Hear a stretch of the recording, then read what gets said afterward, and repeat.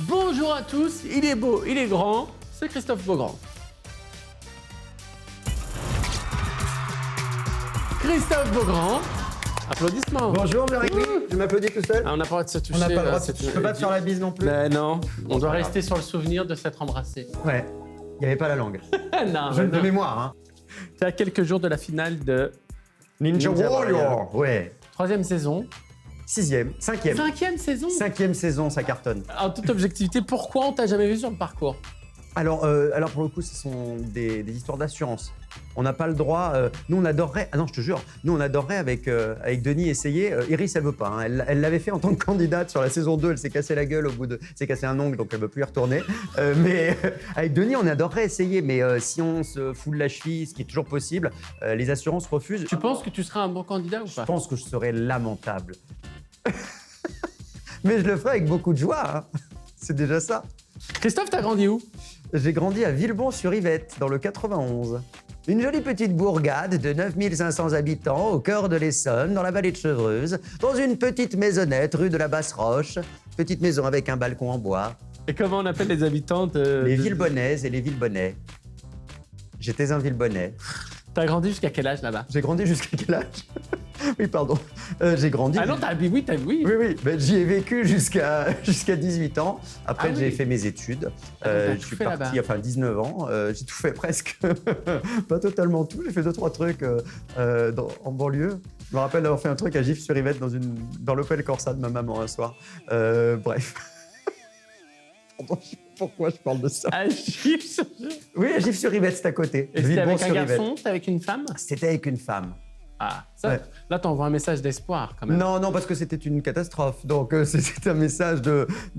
En fait, c'était pas mon truc, quoi. Voilà, non. Avec un garçon, je l'avais fait sur le... C'est-à-dire que la meuf, elle Non, a alors, dit- avec un garçon, je l'avais fait sur le parking du cimetière de Villebon-sur-Yvette.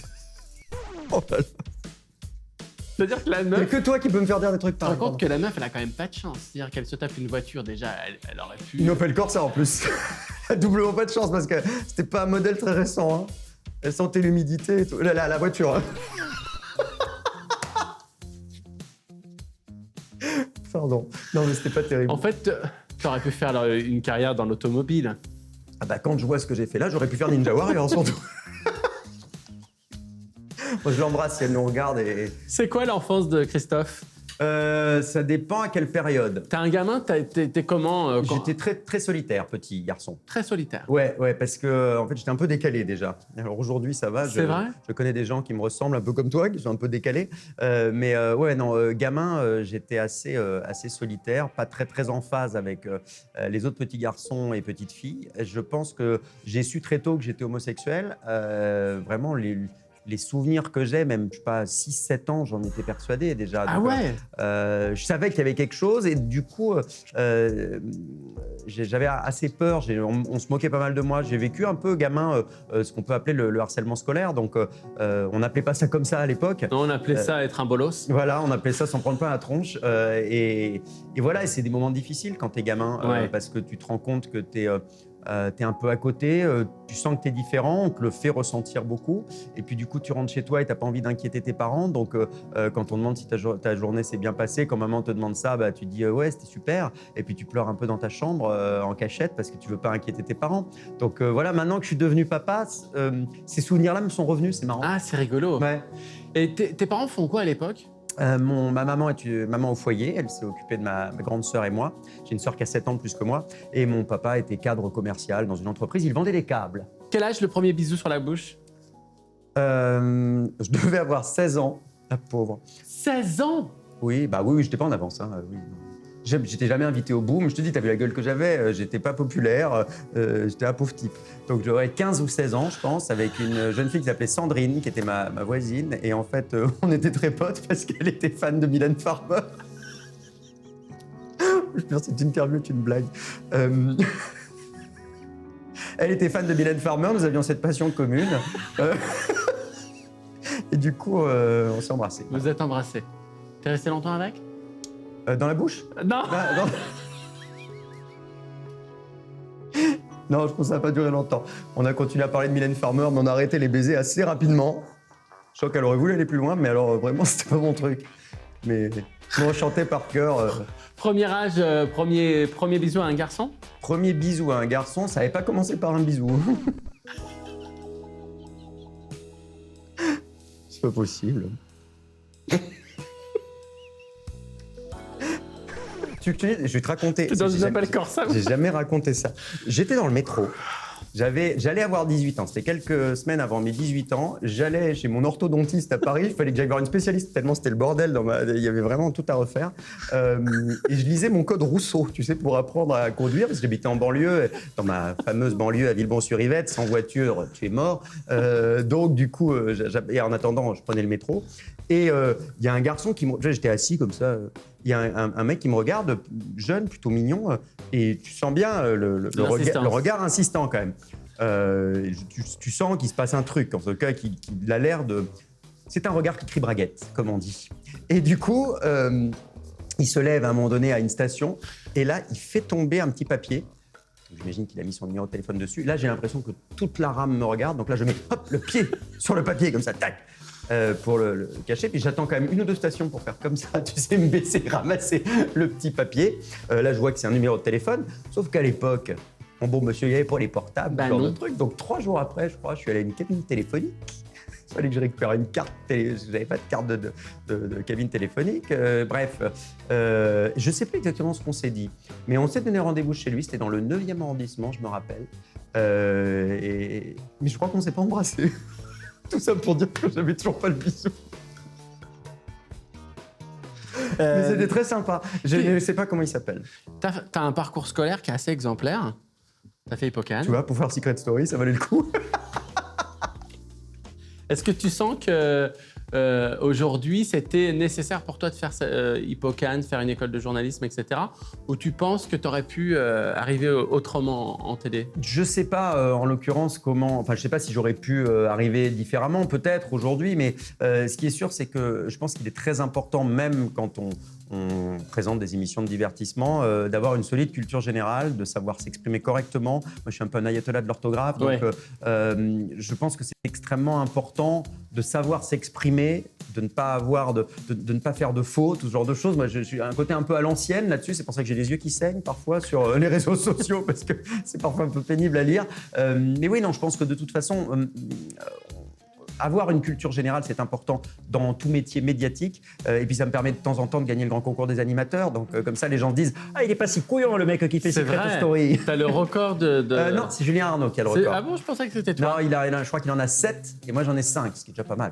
Comment t'expliques qu'aujourd'hui, tu es ton émission sur LCI, que tu es présenté le JT, que tu as fait des émissions de divertissement dans lesquelles on a participé, mais que tu as aussi fait Secret Story. Comment t'expliques en fait cette espèce de grand écart qui va de quelque chose de très populaire où certains vont dire c'est dénué de sens et au contraire d'être sur quelque chose de très sérieux au service de l'information? Alors c'est cette souplesse qui me caractérise, tu vois, le grand...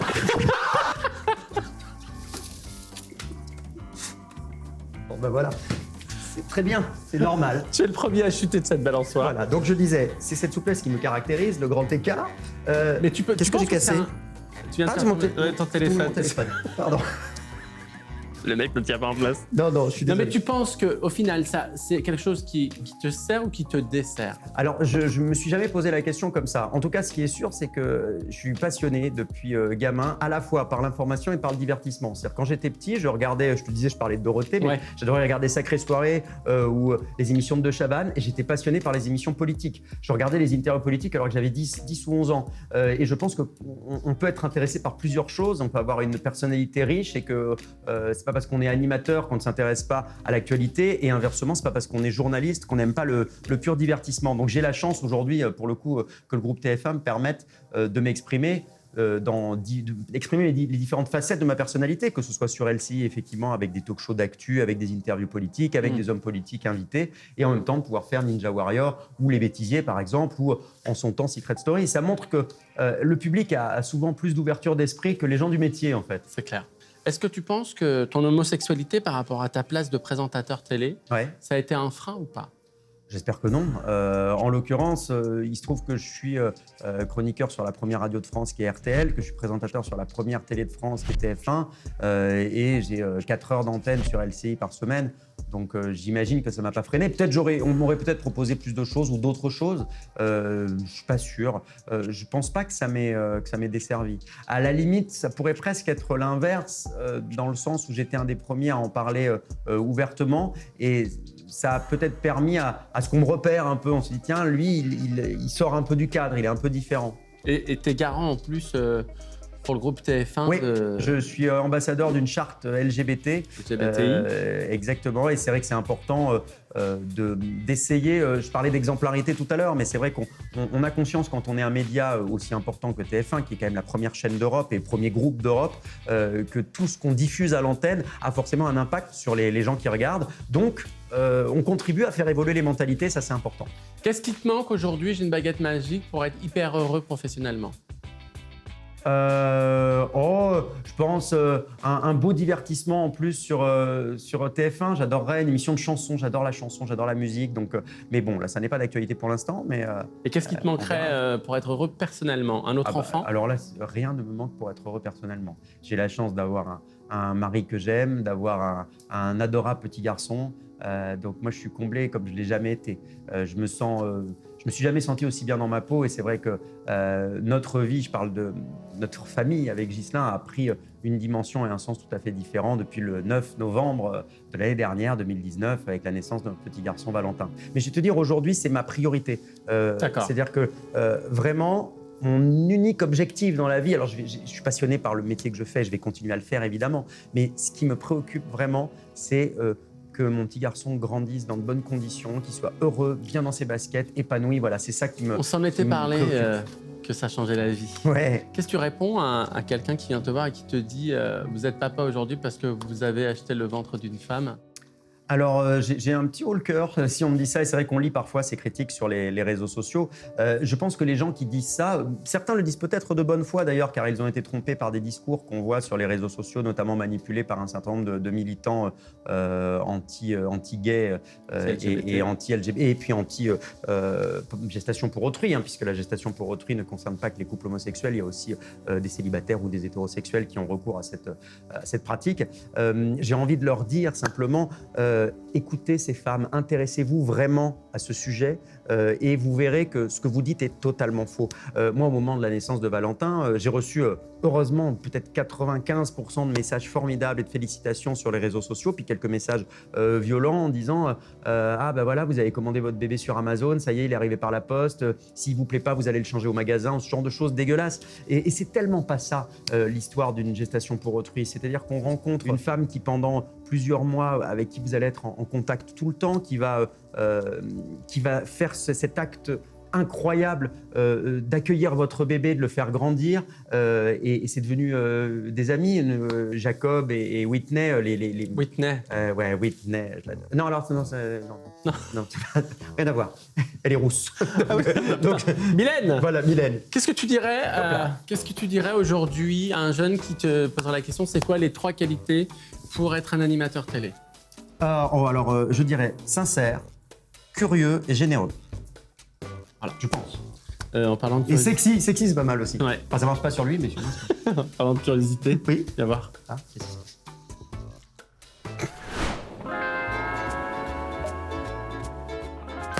oh, c'est coquet chez vous. Coquillage et crustacés. Où je me mets? Regarde. Je reste debout, pardon. Ah là là, tu veux me regarder. Voilà. Oui. Okay. Bah non. Non, attends, j'ai vachement progressé. Non, mais t'as fait un énorme effort. C'est à cause de Star à nu. L'émission d'Arthur, là, produite par Arthur. Pourquoi ça t'a... J'étais censé faire un striptease, donc tu l'as fait. Pas présentable. Oui, je l'ai fait, ça a été tourné, ça n'a pas encore été diffusé, oui. Mais c'est pour ça que je me suis affamé. Je te jure. Ouais. Ah ouais. Tu te fous à poil au Lido devant 250 personnes. Ça fait quoi? Ça fait peur. Ça fait peur. Là, c'est la question du téléspectateur. Voilà, tout simplement. Il y en a qu'un sur le oui. Bonjour Christophe. Bonjour. Qui est selon vous le pire candidat de télé-réalité de tous les temps? Il y a le choix. Attends, je les ai pas tous vus, je les connais pas tous. Dans ceux que j'ai connus, le pire candidat. Après, ça dépend, ça peut être le pire et en même temps rigolo, quoi. Oui. Alors, je penserais à Vivian, quand même. Je sais pas si vous voyez Vivian et Beverly, vous voyez pas ce couple incroyable. Et Vivian, je dis le pire parce que c'est un petit gamin hystérique qui fait que des conneries, mais il est hyper attachant. Il me fait beaucoup rire. Donc, je dirais Vivian. J'ai tourné plusieurs émissions avec lui. Parfois, il est insupportable et t'as envie de un petit peu. Et en même temps, il te fait marrer. Donc, ouais, Vivian, le sale gosse. Je t'ai préparé un questionnaire. Est-ce que tu serais un bon candidat de télé-réalité? Ah, je ne sais pas. Attention. Vas-y, je suis prêt. Si tu étais une star de télé-réalité, tu serais Nabila, Michael Vendetta ou Amélie Niétet. C'est pour te dire Michel Vendetta. À quelle fois je les connais Michel ou Amélie Netten. c'est Netten. Netten. Oui. Oui, c'est Netten. Alors, lequel entre Nabila, Michael ou Amélie? Ah, je dirais Amélie parce que je l'aimais bien quand elle s'énervait en disant « On s'en va, Sénat !» Comme ça, elle était avec Sénat dans Secret Story à l'époque. Et puis je regardais à l'époque, donc je dirais Amélie Netten.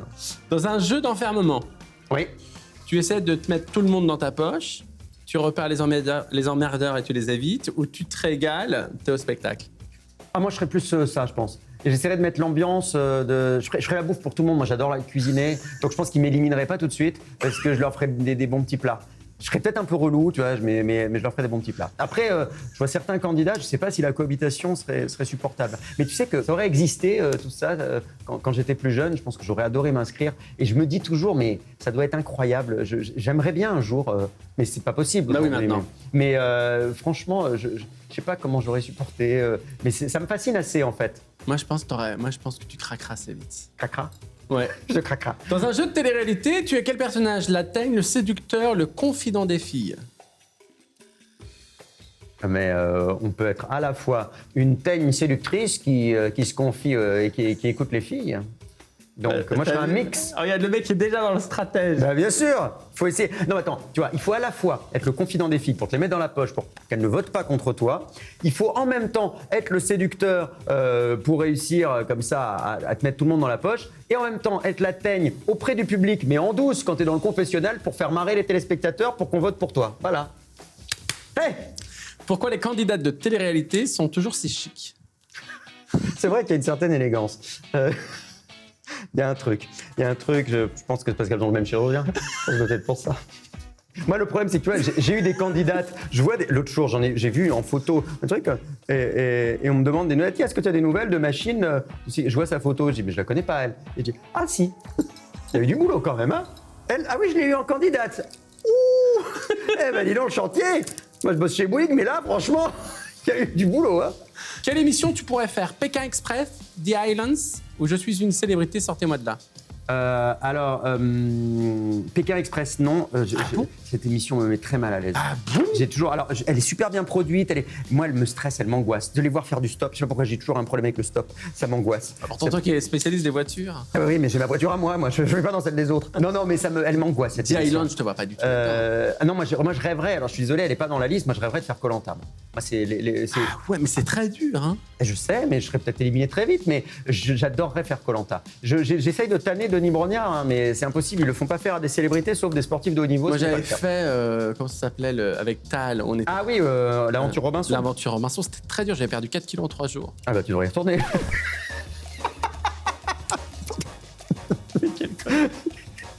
Pardon. Je suis désolé. Excusez-moi. Séquence suivante. Oh, je sens que je vais morfler là. Tu vas prendre. Oh merde. Dans les boules de Jarry. Est-ce que tu es déjà allé voir des voyants? Oui. Mais t'as fait une formation? Comment ça se fonctionne cette histoire? Ça serait très Madame long. Soleil? Ça serait très long. Ah non, mais j'aimerais le savoir, non, parce que je savais pas, tu m'avais jamais fait ça. Ben non, je suis parti 15 jours avec Geneviève de Fontenay en stage. Geneviève de Fontenay, tire les cartes? Ah oui. Il dit n'importe quoi. Oui. On va parler de Christophe aujourd'hui maintenant. Comment il est, à quoi il pense, qu'est-ce qui le traverse? Le monde, l'ouverture sur le monde. Le monde me traverse, dis donc. L'empereur, tu veux une position assise, forte. Ah bah alors là c'est très drôle. C'est quoi? Bah en fait c'est le roi des deniers, c'est-à-dire. Ah, j'ai du blé maintenant. Ouais. C'est cool. C'est pas quelque chose que. Tu m'annonces des bonnes nouvelles. Je suis un empereur plombé de thunes. Moi, je valide. Non, en fait, ce que disent les cartes, c'est intéressant. C'est que, tu vois, on a posé la question sur Christophe aujourd'hui, etc. Il y a une assise professionnelle, c'est-à-dire qu'il y a une envie d'être un peu ce que tu disais tout à l'heure, c'est-à-dire de développer maintenant tes propres projets, maintenant que tu as cette assise professionnelle, et de pouvoir plus gouverner, c'est-à-dire décider pour toi. Ouais. Tu vois, ça, c'est l'empereur, etc. L'ouverture sur le monde, c'est de continuer. L'expansion. Oui, mais c'est aussi culturellement pour toi et personnellement de toujours rester connecté avec ce qui se passe autour de toi. C'est pas le monde géographiquement, mais c'est bien sûr. C'est aussi les gens. Autrui. Voilà. Pas l'étrui. Autrui. Et le roi des deniers, c'est de vouloir mettre de l'argent, de capitaliser et de protéger les gens qui font partie de ce monde, de ton monde. Oui, ça, quand on a des enfants, après, ça rigole plus. Il faut Oui. Il faut aussi prendre soin de sa famille. Oui, c'est très vrai. Mais je pense qu'effectivement, le fait de devenir papa a totalement changé la donne. ma façon de voir les choses. Alors, j'ai toujours ce souci qui apparaît là, de pouvoir effectivement assurer... moi, un peu comme ce que faisait mon papa, pour le coup. Il est décédé il y a longtemps maintenant, j'avais 24 ans, et du coup, je suis un peu devenu, entre guillemets, c'est un peu couillon comme formé, mais l'homme de la famille, parce qu'il n'y avait pas beaucoup de garçons dans cette famille. Il y avait ma grand-mère, il y avait ma mère, il y avait ma sœur, donc c'était un monde assez féminin. Du coup, il m'avait transmis, ça, pour le coup, tout un tas de valeurs. Et dans les valeurs qu'il m'a transmises, c'est s'occuper de sa famille, être le protecteur, être l'épaule sur laquelle tout le monde peut s'appuyer. Donc j'ai ça très à cœur aussi avec la famille que j'ai créée avec Ghislain, avec notre bébé Valentin, avec notre maison, avec le chien, le chat. Voilà, il faut que je protège mon petit univers. On va aller voir quel papa tu es. Tire 3 cartes. J'espère que ça va pas des trucs sympas quand même. Les valeurs que tu veux inculquer à ton fils. L'amoureux. Ah voilà. L'amour, l'argent. Voilà. Et le roi du bâton, c'est le travail. Le roi du bâton. C'est comme ça qu'on m'appelle dans certains clubs.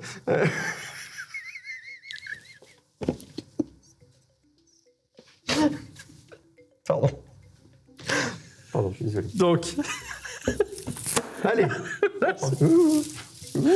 Alors, les choses que tu vas enseigner à ton fils, et c'est très intéressant, c'est ton goût du travail. Ouais. Tout doit passer par le travail. Le roi, c'est la carte la plus forte. D'accord. C'est-à-dire, tu seras intraitable avec lui là-dessus. S'il veut obtenir des choses, s'il veut faire des choses, il faut travailler, etc. C'est vrai. Même si tu as de l'argent, tu ne vas pas lui faciliter les Il faut choses. toujours courir. Il va falloir tondre la pelouse 10 fois avant d'avoir 1 euro de... Non, mais c'est vraiment quelque chose que tu veux mettre en place. Non, mais je pense que c'est important. Ouais. L'argent, je pense que c'est pas comment en gagner, mais c'est comment gérer son porte-monnaie. Ouais. Tu vois, parce que le valet, il n'est pas encore roi, il n'est pas encore empereur, il est juste valet. Il faut bien apprendre pour pas faire un gamin pourri gâté. Exactement. Ouais. Il ne faut pas qu'il ait l'impression que tout est facile, parce que dans la vie, tout n'est pas facile. Et quand on gâte trop un enfant, quand il a 19, 20 ans, puis quand il entre dans la vraie vie, là, il affronte quelque chose. Donc, être dans un univers trop protégé, c'est pas forcément rendre service à ton gamin. Donc oui, il faut faire attention. Et la dernière carte qui est l'amoureux, mais tu vois, c'est pas l'amoureux, il est entouré de 2 femmes. Ah voilà. Et c'est rigolo parce que là, ton fils a 2 hommes. En fait, la carte dit simplement que vous allez peut-être le surprotéger pour qu'il ait vraiment cette impression de famille et d'amour. Moi, je pense que l'amour... C'est quelque chose qui t'angoisse, le fait qu'il ait 2 papas ? Alors non, ça m'angoisse pas du tout. Ça m'angoisse pas du tout parce que je pense qu'on ne souffre pas d'être aimé. Donc il est aimé, il a été désiré et je pense qu'il faut qu'on lui dise qu'on l'aime. Moi, j'ai un peu souffert quand j'étais petit de ne jamais entendre mon père. Mon père était un homme formidable, mais il n'était pas très bavard. Il ne disait pas beaucoup. C'était un grand taiseux et il m'a dit qu'il m'aimait uniquement à la fin de sa vie, vraiment sur la toute fin, pour tout te dire. Et c'est vrai que ces moments-là, à aucun moment, moi, je voudrais rater ça avec mon petit garçon. Donc oui, on lui dit qu'on l'aime et je pense que c'est ce qui est le mieux pour faire grandir quelqu'un et l'épanouir, c'est de savoir qu'il est aimé. Parce qu'il n'y a que ça, en fait, qui vous nourrit vraiment dans la vie. Voilà. Aimons-nous. Voilà, je suis Miss France. Bonjour. J'aime pas la guerre. Allez, je te suis. Allez, viens, suis-moi. Nous maintenant. Ah, je vais mettre une robe. Les 2 minutes qui servent à rien. À quoi ? À rien ! Est-ce que tu as déjà joué au ni oui ni non ? Ça m'est arrivé. D'accord. Voilà, je t'explique le principe. Je vais te parler, tu ne dois pas dire oui ou non. Si jamais tu dis oui ou non, tu as une gifle. Une gifle ? Si tu... C'est hyper violent, votre émission, en fait. Si tu perds, tu devras manger la totalité de ce qui se cache sous cette cloche. Je te laisse lever la cloche. Ah, ouais. Oh, non, je veux Des pas. petits verres, tu as déjà goûté? Non, j'en veux pas. Oui, une fois. Non, mais j'en veux pas, du coup, j'ai pas perdu encore. Ça va. Non, mais tu peux peut-être en goûter un. Bah, certainement un pas. appétit. Mais hors de question. Est-ce que tu es prêt? On y va. Tu reviens de vacances, tu étais en Guadeloupe. Certes. Qu'est-ce que tu as aimé là-bas? J'adore tout dans la Guadeloupe. La mer à 28 degrés, les petits ponches avec modération. Tu t'es baigné? Les acras, évidemment, je me suis baigné. Tu as visité des fabriques de rhum?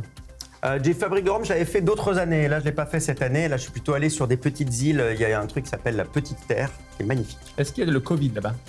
Ah, il y a le Covid partout, hélas, mais le taux est très très réduit. Et les restos sont ouverts d'ailleurs là-bas. Et c'est très agréable parce que... Et tu peux manger en retrouver un terrasse, resto, alors? C'est possible de manger en terrasse, bien sûr. Tu t'es baigné? Évidemment. T'as fait de la plongée sous-marine? Alors ça, non, j'ai fait... Ah, merde. Ah, j'ai fait gaffe pourtant. Ah, je suis pas tout bateau, hein. Non. On se met d'accord. Parce que t'as été fort, je te mets que ça.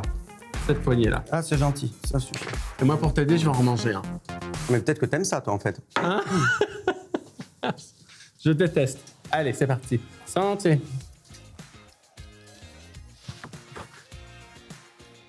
Alors, le temps que Christophe mange ses petits asticots. Ça va être le seul moment qu'il a trouvé pour que je la ferme, en fait. Je comprends la méthode, c'est bien.